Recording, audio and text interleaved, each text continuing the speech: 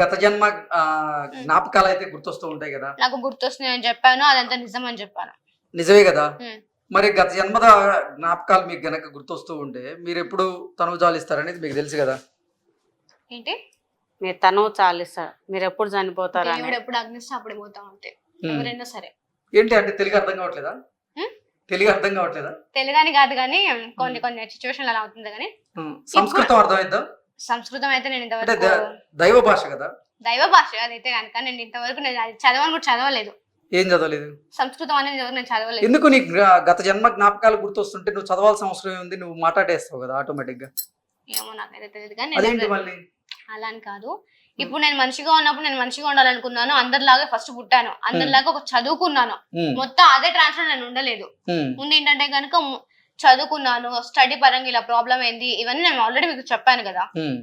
మరి సంస్కృతం మీకు అర్థమవుతుంది ఇంతవరకు నేను ట్రై చేయలేదు. అంటే తెలుగు అర్థం కాలేదు కదా నాకు, దానికోసం ఆ ప్రశ్న వేశాను నేను.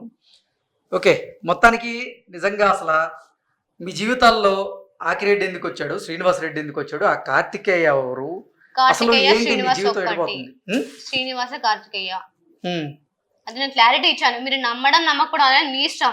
ఎందుకంటే నేను దగ్గర ఉండి చూసి నేను కన్ఫర్మ్ చేసుకున్నాను. నేను పిచ్చిదాని కాదు. ఎవరో వచ్చి నాకు కాలు కింద మచ్చ ఉంది కొన్ని చెప్పినంత మాత్రాన అప్పుడు ఏం జరిగిందో పద్ధతి చెప్పాలి. చెప్పిన తర్వాత ఎవరైనా నమ్ముతారు. ఇప్పుడు మీ గురించి కానీ మీ మమ్మీకి కానీ మీ డాడీకి కానీ ఏమైనా మాట్లాడుంటే కనుక మీకు కూడా తెలియదు కదా కొన్ని విషయాలు. అవి మళ్ళీ అతను వచ్చి మళ్ళీ చెప్తే గానీ మీరు నమ్ముతావు. అందువరకు నువ్వు నమ్మవు కదా. నేను అలా కొన్ని చెప్పాడు కానీ నేను నమ్మినా, అతనే నేను కన్ఫర్మ్ చేసుకున్నా.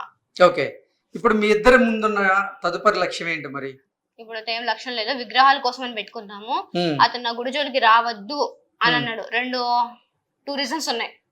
ఒకటేమో మీలో క్షుద్ర పూజలు, ఇప్పుడు మీరు తాంత్రిక శక్తి ఉందని చెప్పి లేదు, మీరు అశ్విన్ ఏమన్నా భయపెట్టారా? లేదు, నేను వెళ్ళింది ఒకసారి, తర్వాత వచ్చేసి మీడియా ముందు అందరి ముందు ఒకసారి వెళ్ళిన, 2 సార్లు నేను వెళ్ళింది అతని దగ్గరికి. అంతకు ముందు నేను ఫోన్ కూడా పోలేదు అతని దగ్గరికి. అయినా సరే అతను భయపడితే నాకేం వస్తుంది? అతను భయపడాల్సిన అవసరం నాకు లేదు అసలు. మాకు భయపడి అంత దూరం అంత గుడి కట్టుకునేటోళ్ళు ఒకరికి భయపడతారా సార్?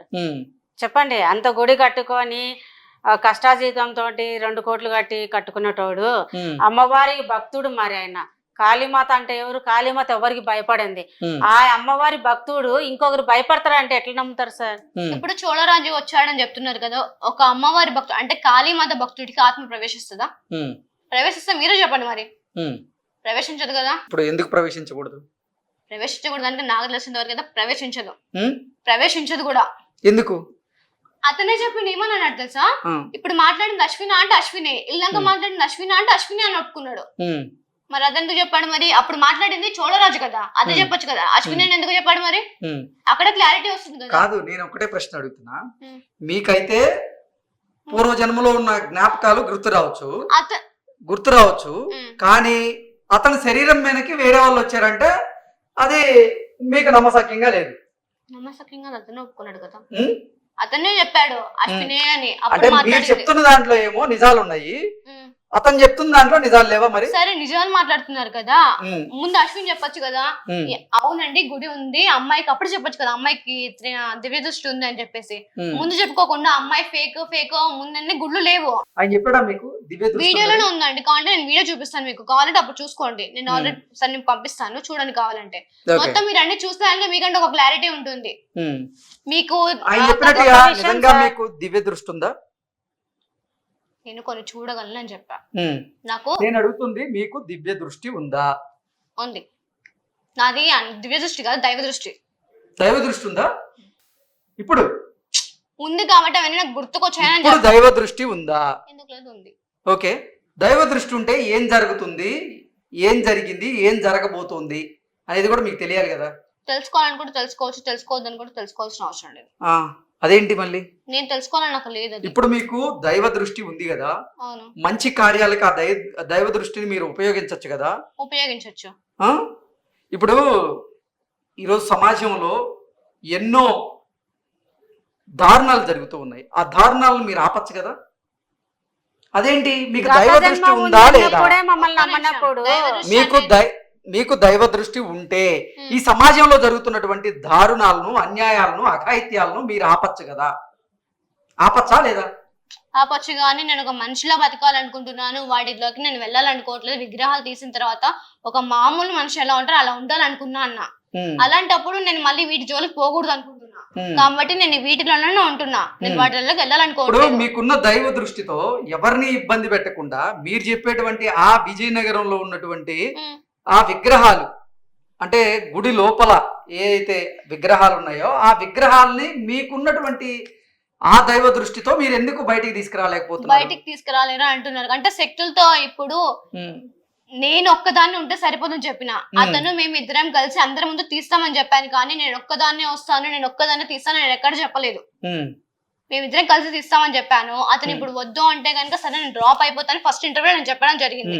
కాబట్టి మీరు అక్కడ చూడండి. అతనితో పని ఉంది మీకు, ఉన్నటువంటి మీరు లోక కళ్యాణం కోసము నిజంగా మానవ జీవితాన్ని గనక పొంది ఉంటే మీకున్నటువంటి దైవ దృష్టితో మీరు అశ్వన్ని ఒప్పించచ్చు. అశ్వంతో పాటుగా ఎవరైతే మీ కార్యానికి అడ్డుపడుతున్నారో వాళ్ళందరి మనసు మార్చచ్చు, మీ దైవ కార్యాన్ని మీరు నెరవేర్చచ్చు. కానీ మీరు ఎందుకు చేయట్లేదు? అది అలా ఉపయోగించకూడదు. వాళ్ళందరూ అంటే మీకు దైవ దృష్టి లేదు అంతేనా? నేను దృష్టి లేదని అని చెప్పను. ఎందుకంటే గనుక ప్రతి దానికి దృష్టిని వాడాలి, ప్రతి దానికి శక్తిని వాడాలి అంటే కుదరదు.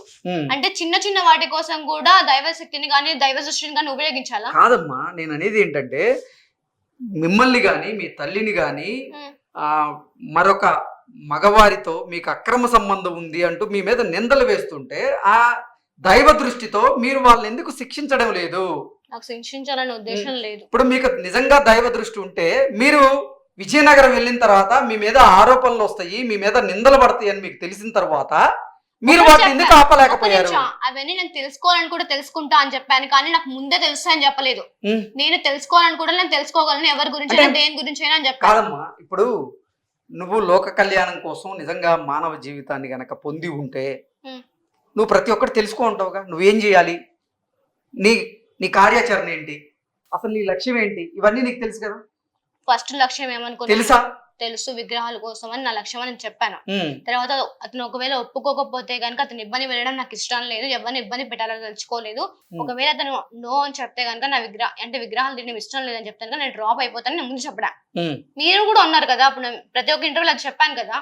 చెప్పినప్పుడు ఇప్పుడు నాకు వద్దు అమ్మా నా గుడి ఇంటర్వ్యూలో మీకు దైవ దృష్టి ఉంది అని నాకు చెప్పలేదు. ఇప్పుడు ఏది ఇతను ఎవరు అశ్విన్ గారు అన్నారు కాబట్టి ఆయన నోటి గుండా కొన్ని నిజాలు వచ్చాయి కాబట్టి దేవరహస్యం అంటారు కదా.